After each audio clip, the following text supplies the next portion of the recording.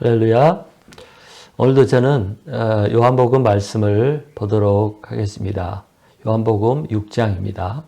말씀 제목은 구약의 신광야와 신약의 벳세다 빈들. 오늘 본문 말씀은 빵 5개와 물고기 2마리로 남자만 5,000명을 먹인 그런 사건을 기록한 말씀입니다. 네 복음서에 다 기록된 유일한 기적 내용입니다. 이 말씀이 너무 유명한 말씀이기 때문에 교회를 다니지 않는 사람들도 아는 내용입니다. 아마 우리 성도들은 이 오병이어 사건 설교를 여러 번 들었을 거라고 생각을 합니다. 그러나 다 아는 말씀이라고 그냥 지나치지 마시고 이 말씀을 끝까지 꼭 들으시면 좋겠습니다. 오늘 제가 하는 설교는 이제 주로 오병이어 사건 때 믿음으로 작은 것이라도 드리면 이걸 통해서 하나님이 큰 일을 이루시고 또 큰 복을 받게 된다 하는 이런 내용의 말씀이 아닙니다. 제목에서 제가 말씀한 것처럼 지금으로부터 3,500년 전에 이스라엘 백성들이 애굽에서 탈출한 다음 신광야에서 만나를 하늘에서 내려온 만나를 경험한 사건과 지금으로부터 2000년 전 이스라엘 백성들이 벳세다 빈들에서 경험한 오병이어 사건을 이렇게 비교해서 그 의미를 살펴보려고 합니다. 이 두 사건은 약 1500년 정도의 갭이 있죠. 제가 늘 하는 말이지만 예수님이 하신 말씀은 어느 것 하나 허투루 지나가는 말로 무의미하게 하신 말씀이 없습니다. 또 예수님이 하신 일도, 기적도, 행동도 아무 목적이 없이 그냥 하신 것이 하나도 없습니다. 또 성경을 기록한 이 기록자들도 이런 일들이 있었으니까 그냥 줄줄이 기록하자 이렇게 아무 생각이 없이 기록한 것이 아닙니다. 이 모든 일들, 말과 행동과 또 기적과 기록하는 이런 것들이 다 계획과 목적을 가지고 한 것들입니다. 오늘 우리가 살펴볼 오병이어 사건도 그냥 그저 있는 사건이 아니라 그 특별한 목적과 뜻이 있다는 것입니다. 자, 1절을 보시기 바랍니다. 예수님이 제 아들을 데리고 갈릴리 가다 바다 호수죠. 건너편으로 갔다고 말하고 있습니다. 사복음서가 똑같이 이 사건을 기록하고 있는데 예수님과 제 아들이 간 곳은 갈릴리 호수 건너편 동북쪽 벳세다라는 곳이었습니다. 갈릴리 호수 서쪽에는 가이사라와 디베리아 같은 도시들이 있었습니다. 그런데 호수 동쪽은 이제 외진 곳이었습니다. 예수님이 제 아들을 데리고 이곳에 간 이유는 제 아들이 전도여행을 다녀왔거든요. 다녀온 후에 피곤한 제 아들이 잠깐 쉬도록 리트리트를 간 것입니다. 쉬러 간 것이죠. 그래서 예수님은 사람이 없는 곳, 사람들이 찾아오기 힘든 곳, 조용한 곳, 이곳으로 제 아들을 데리고 배를 타고 간 것입니다. 2절을 보십시오. 근데 2절에 보면 어떻게 이들이 간 곳을 알았는지 이 먼 곳을 수많은 사람들이 알고 도보로, 배도 아니고 도보로 빙 돌아서 달려서 이곳까지 왔습니다. 그때 예수님은 이들을 피해서 도망을 가거나 아니면 오늘은 쉬는 날입니다 하고 돌려보내지 않았습니다. 이제 복음서를 보면 예수님이 이들에게 말씀을 가르쳤다고 나옵니다. 그것도 3일 동안을 가르쳤다고 나옵니다. 결국 3일을 이제 빈들에서 지내게 되니까 사람들이 가져온 음식이 다 떨어지고 이제 더 이상 서로 나눠 먹을 수 있는 그런 음식이 없는 상태에서 이제 집으로 돌아갈 때가 되었습니다. 그런데 예수님은 이들을 배가 고픈 채로 돌려보내기를 원치 않았습니다. 먹여서 보내고 싶었습니다. 그것이 부모님의 마음이죠. 자, 5절, 6절을 읽어보도록 하겠습니다. 5절, 6절.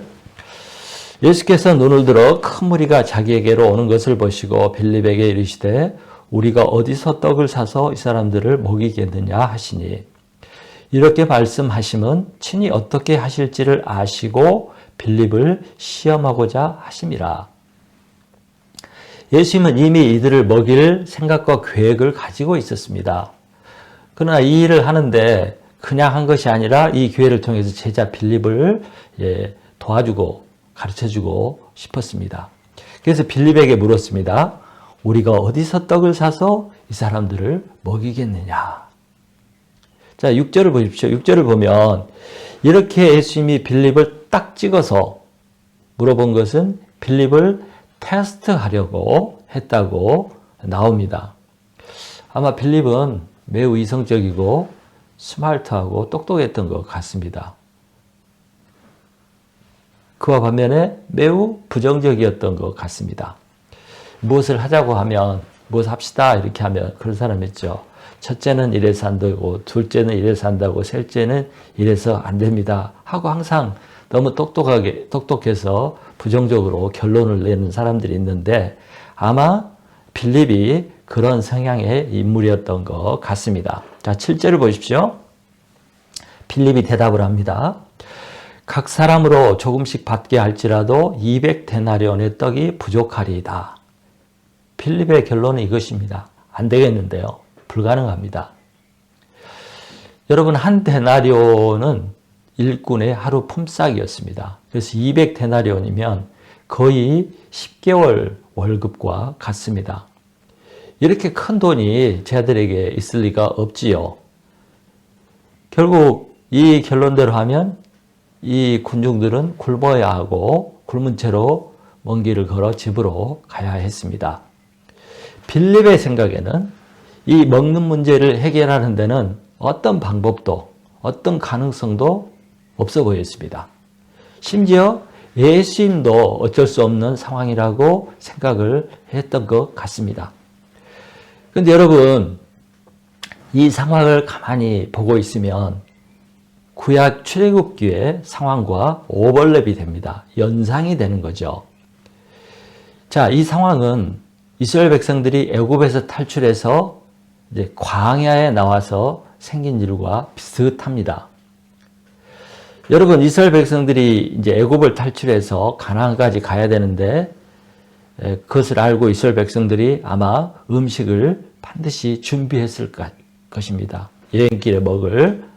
그래서 이들은 아마 늦어도 일주일이면 들어갈 것으로 생각하고 넉넉하게 한 2주일 정도치를 준비하지 않았을까 이런 생각이 듭니다.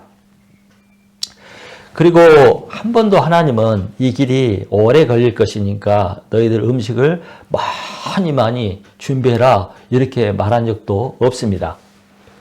또 여러분, 음식이 아무리 준비한다고 몇 년치씩 준비할 수 있는 것도 아니지 않습니까? 음식을 그렇게 보관할 수가 없습니다. 결국 이들이 가는 길이 지체되면서 가져온 음식이 다 떨어졌습니다. 그리고 이스라엘 백성들은 이제 배가 고프기 시작했고 음식을 어떻게 구할까 걱정하기 시작했습니다. 그 신광야, 빈들도 아니에요. 광야예요. 이리 가도 저리 가도 광야밖에 없는 그곳에서는 음식을 전혀 구할 수가 없었습니다. 살 곳도 없고 얻을 것도 없는 전혀 불가능한 상황에 처하게 된 것입니다. 그래서 이들은 이제 걱정하면서 불평하기 시작했습니다. 우리를 이런 광야에 이끌고 와서 굶어 죽게 하느냐? 애굽에서는 그래도 종살이 했지만 먹고는 살았다. 애굽으로 돌아가자. 이렇게 말을 하기 시작했습니다. 여러분, 이들이 이렇게 원망을 하고 불평을 하고 악담을 쏟아낸 것은 아무런 소망이 보이지 않았기 때문입니다.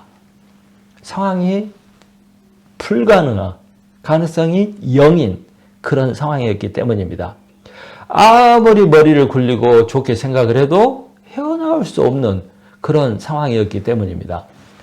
오늘 본문의 빌립과 구약의 이스라엘 백성들의 모습은 비슷하고 거의 똑같다고 볼 수가 있습니다. 상황도 비슷했습니다. 돈이 있어도 안 되는 상황이었습니다. 아무것도 할 수 없는 광야였고 아무것도 할 수 없는 빈들이었습니다. 그런데 놀랍게도 신명기 8장 2절에 보면 하나님께서 이들을 광야로 인도한 것도 이들을 시험하기 위해서라고 했습니다. 테스트. 빌립을 테스트한 것과 같은 의도입니다. 불가능하고 절망적인 상황에서 하나님에 대한 이스라엘 백성들의 생각이 어떠하며 하나님에 대한 이들의 마음의 태도가 어떠하며 이들의 신앙이 어떠한지 테스트를 하신 것입니다. 그러면 불가능한 상황에서 절망하고 불평하고 악담을 쏟아내는 이스라엘 백성들에게 하나님이 어떻게 하셨습니까? 우리가 잘 알죠. 출애굽기 16장을 읽어보시기 바랍니다. 이 말씀은 제가 지난번 출애굽기 쭉 볼 때 설교를 한 내용입니다. 하나님은 이들이 불가능하다고 원망하고 불평하고 악담을 쏟아낸 그 다음 날 아침부터 하늘에서 양식을 내려주셨습니다. 그 만나죠. 만나. 이때부터 이 사람들은 40년 동안 광야에서 양식을 구할 수 없는 그 광야에서 굶어 죽지 않고 40년을 생존을 했습니다. 음식을 살 곳도 얻을 곳도 경작할 곳도 없는 그런 곳에서 안 죽고 살았습니다. 왜? 하늘에서 양식이 내려왔기 때문입니다. 하나님이 기적을 일으켜서 이들을 먹여 살려준 것입니다. 이 양식은요, 이 만나는 세상 방법과는 전혀 다른 방법으로 얻은 양식입니다. 죽을 수밖에 없는 상황에서 살려준 양식입니다. 이 양식은 하늘에서 내려온 신령한 양식. 이 양식은 생명을 주는 생명의 양식. 일하지 않고 얻은 하나님이 주신 양식이었습니다. 예수님들과 똑같은 방법을 사용했습니다. 빌립은 불가능하다고 생각을 했습니다. 돈도 없고 돈이 있다고 해도 살 곳도 없고 또 사러 달려갈 곳도 없는 그런 빈들이었습니다. 불가능한 상황이었죠. 그러나 예수님은 하나님이었습니다. 예수님은 이런 불가능한 빈들에서 배를 곪고 있는 이들을 위해 양식을 만들어서 먹이셨습니다. 자, 9절에서 11절을 보겠습니다. 9절에서 11절. 안드레가 빵 5개와 생선 2마리를 예수님께 가져왔습니다. 안드레도 이것으로 당연히 불가능하다고 생각을 했었을 것입니다. 그런데 예수님께서 이 빵 5개와 물고기 2마리를 가지고 하나님께 감사한 다음 제 아들을 시켜서 나눠주게 했습니다. 신기하게 나누면 나눌수록 더 많아졌습니다.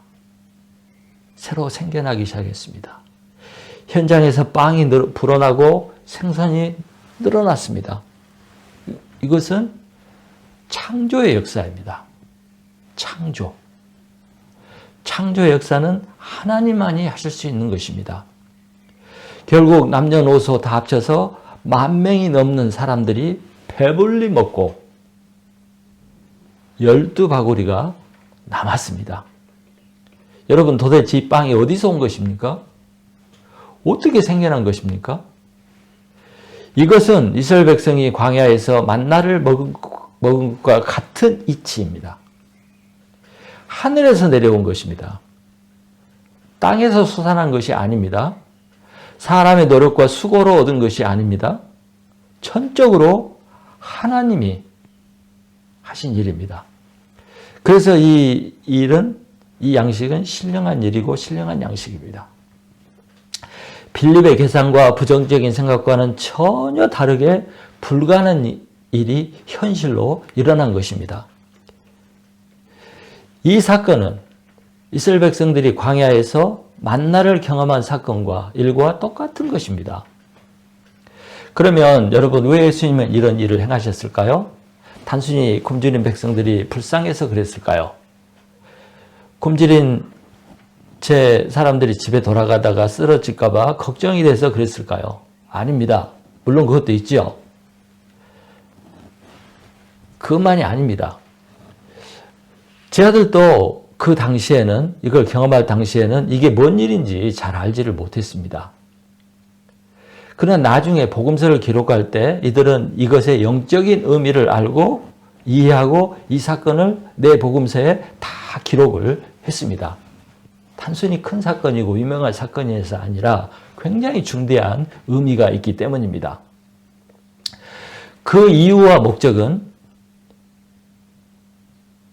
이 오병이의 사건이 꼭 있어야만 했던 이유와 복음서를 기록한 기록자들이 다 기록한 그 이유와 목적은 이 요한복음 6장 전체를 읽어보면 알 수 있습니다.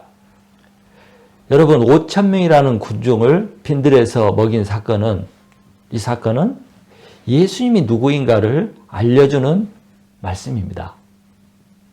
이 예수님은 구약의 신광야에서 이스라엘 백성들에게 만나를 주어 먹이신 그 하나님이라는 것입니다. 또 예수님 자신이 우리 인간들에게 생명을 주시기 위해서 하늘에서 내려온 만나, 생명의 떡, 밥이라는 사실을 말하려고 한 것입니다. 하나님이 광야에서 이스라엘 백성들을 살리기 위해서 신령한 떡 만나를 내려보내신 것처럼 하나님이 우리에게 생명을 주는 신령한 떡이신 예수님을 이 세상에 내려보냈다는 것을 말하고 있습니다. 예수님은 사람들에게 이것을 말하고 싶었고 예수님은 백성들이 이것을, 이 사실을, 이 진리를 알기 원했던 것입니다. 자, 14절 보십시오. 14절. 사람들은 이 빈들에서 빵을 먹은 이 기적을 경험하고 예수님을 왕으로 14절. 사람들은 베스다 빈들에서 빵을 먹은 이 기적을 경험하고 예수가 성경에 기록되고 예언된 그 선지자라고 고백을 했습니다. 그 선지자, 예언된 그 선지자. 이것은 참 좋은 일입니다. 좋은 일입니다. 그러나 문제는 여기에 머무르면 안 되었습니다. 예수님은 이 사람들이 그 이상을 알기를 원했습니다. 이 사건을 통해서 예수님의 참 모습이, 예수님의 본질이 무엇인지 사람들이 알기를 원했습니다. 그것은 뭐예요? 예수님이 하나님의 아들이라는 것입니다. 예수님이 본질이 하나님이라는 것입니다. 그러나 이 사람들은 예수님을 인간 선지자 정도로만 아는 것에 머무르고 말았습니다. 안타깝죠? 자, 15절을 보십시오.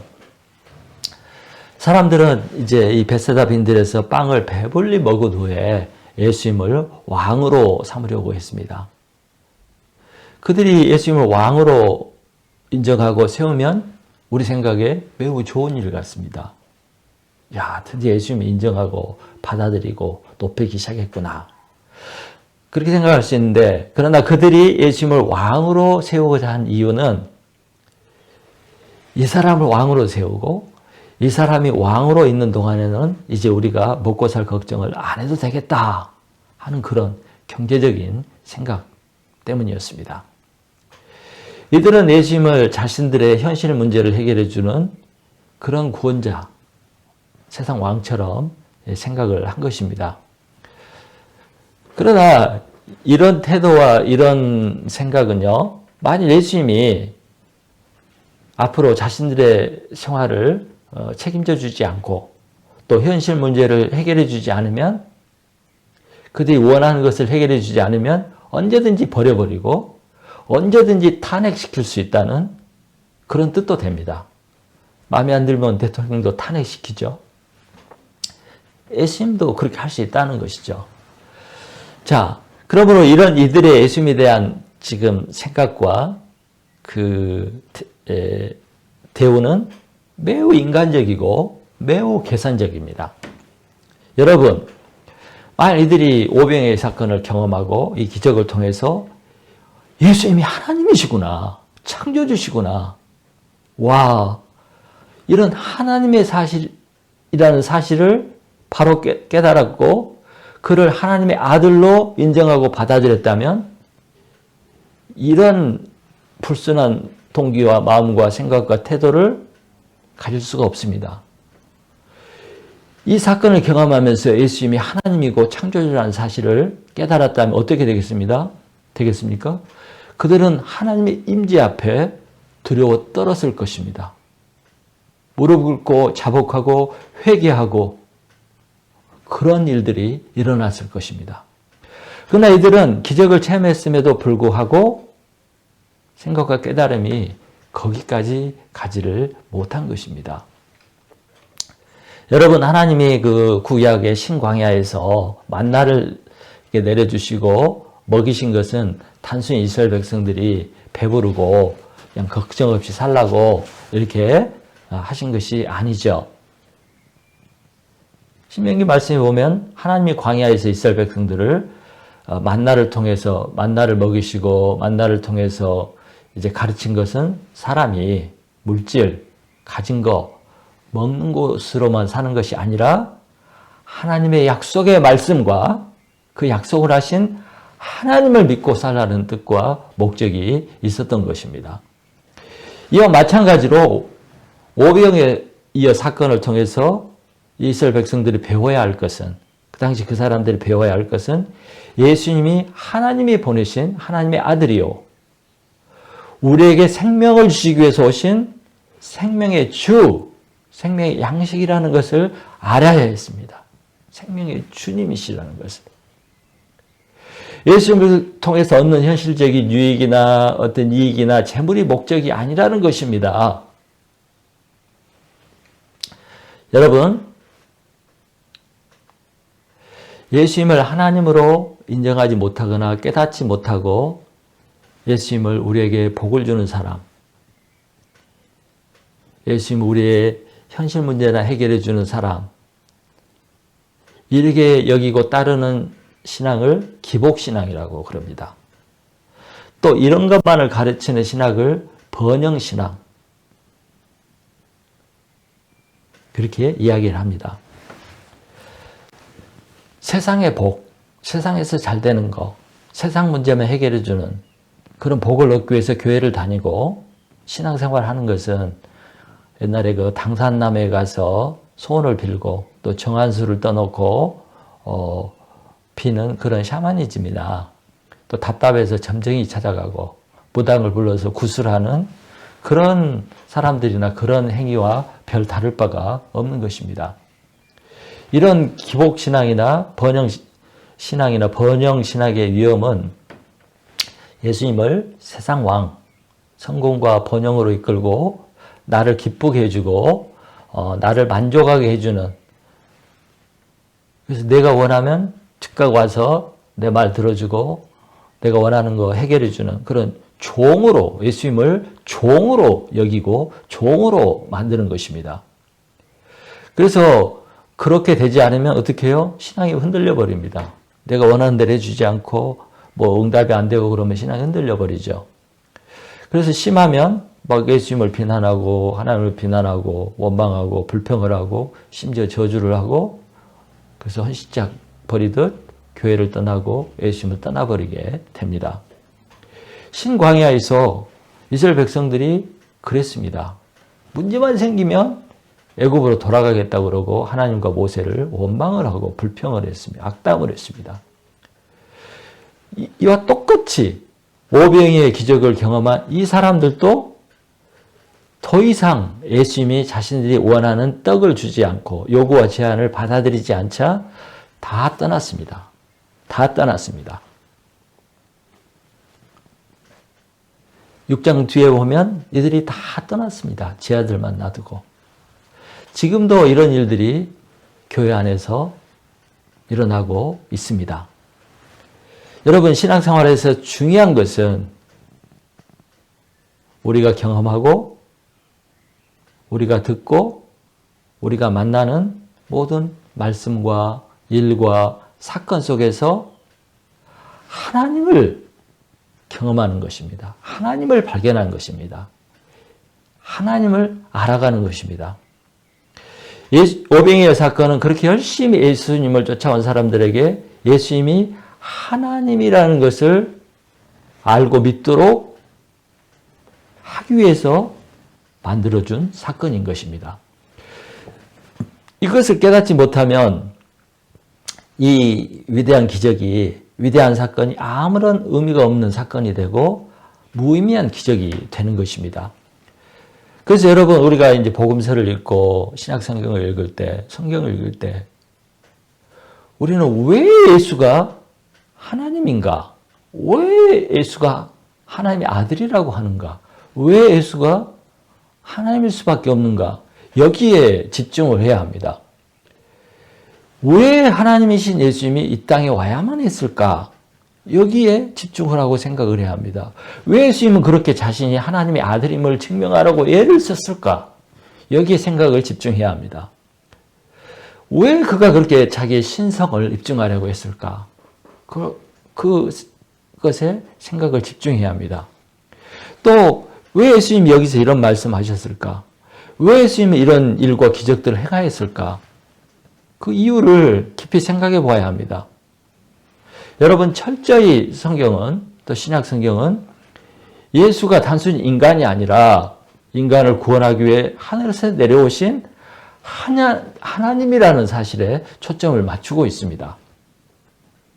그런 관점에서 깊이 바라보고 그런 관점에서 성경을 이해하고 깨달아야 합니다. 이렇게 집중을 하다 보면 어느 순간 눈이 열리고 어느 순간 성경 이해가 되고 어느 순간 깨달아져서 예수를 하나님이라고, 사람이 아니라 하나님이라고 고백할 수 없는 순간이 오게 됩니다. 그러면 이렇게 고백하죠. 예수님, 당신은 정말 하나님이십니다. 예수님, 당신은 성인이 아니라, 인간이 아니라 하나님의 아들이십니다. 이런 고백이 나오게 됩니다. 그러면 이어서 또 이런 고백이 나오게 됩니다. 그런데 하나님께서 왜 나를 위해 죽으시다니, 나를 위해 죽으시다니, 이게 말이나 됩니까? 하나님께서 나를 대신해서 죽으시다니 어떻게 이런 일이 있을 수 있습니까? 예수님, 어떻게 죄인인 나를 위해 이런 일을 하실 수가 있습니까? 너무 감사합니다 하는 이런 고백이 나오게 됩니다. 우리가 처음에 신앙생활을 하면 막연히 시작을 하죠. 아무것도 모르고 신앙생활을 시작합니다.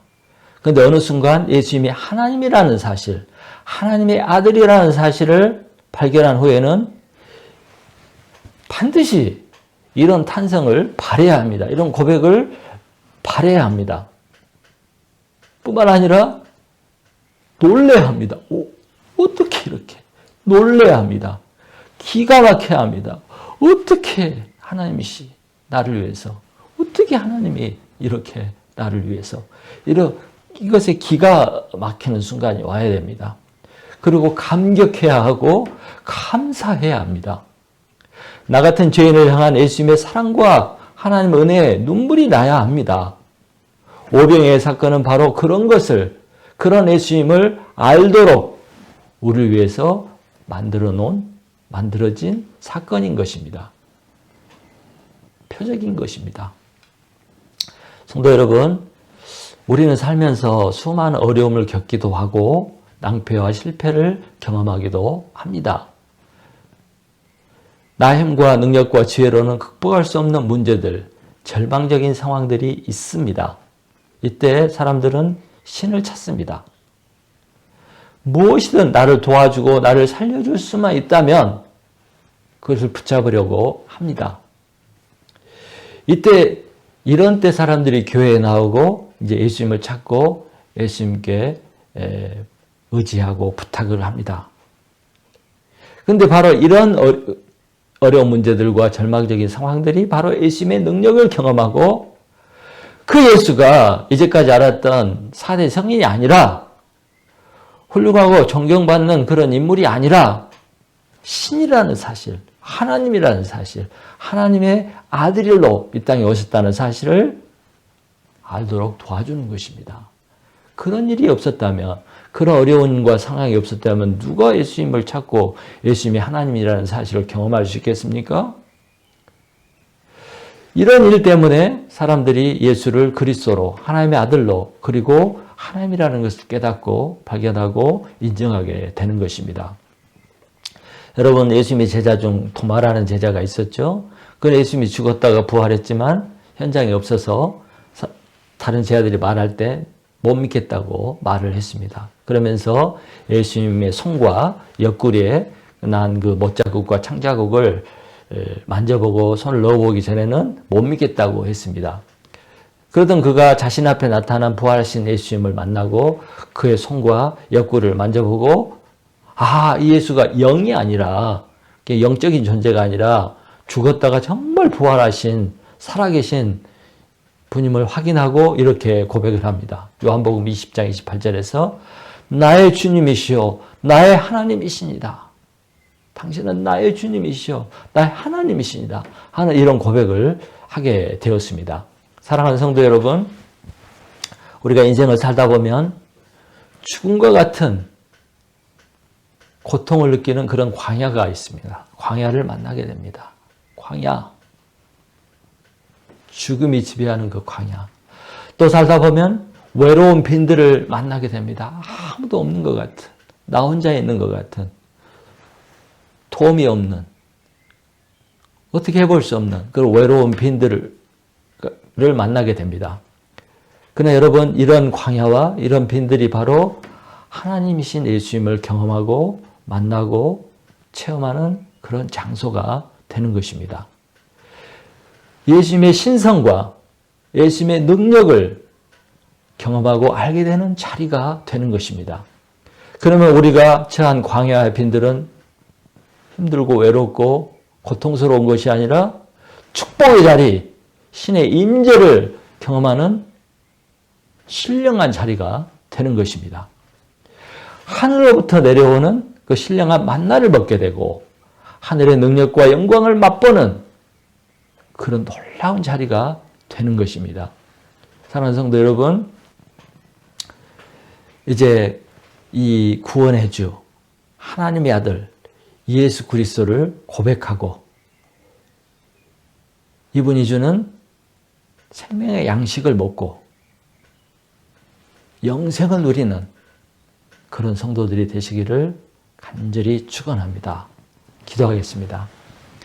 하나님 아버지, 오병이의 사건이 단순히 예수 믿으면 복 받는다는 그런 사건이 아니라 예수님이 하나님이시오, 하나님의 아들이시오, 창조주심을 보여주는 말씀이었습니다. 이 예수님은 하나님이 우리에게 생명을 주시기 위해서 보낸 신령한 만나요, 생명의 양식이요, 우리의 구원의 주가 되시는 것을 가르쳐주는 말씀입니다. 하나님 아버지, 우리가 교회를 다니고 말씀을 듣고 성경을 읽으면서 예수님이 누구인가, 정말 예수님이 하나님이요 하나님의 아들이라는 사실을 경험하고 알고 깨닫고 고백하는 이런 복이 있게 하여 주시옵소서. 이것을 할 때 나에게 베푸신 하나님의 은혜, 예수 그리스도의 은혜가 얼마나 크고 놀라운 것인지 고백하고 감사할 수밖에 없는 저희가 되게 하여 주시옵소서. 예수 이름으로 기도하였습니다. 아멘.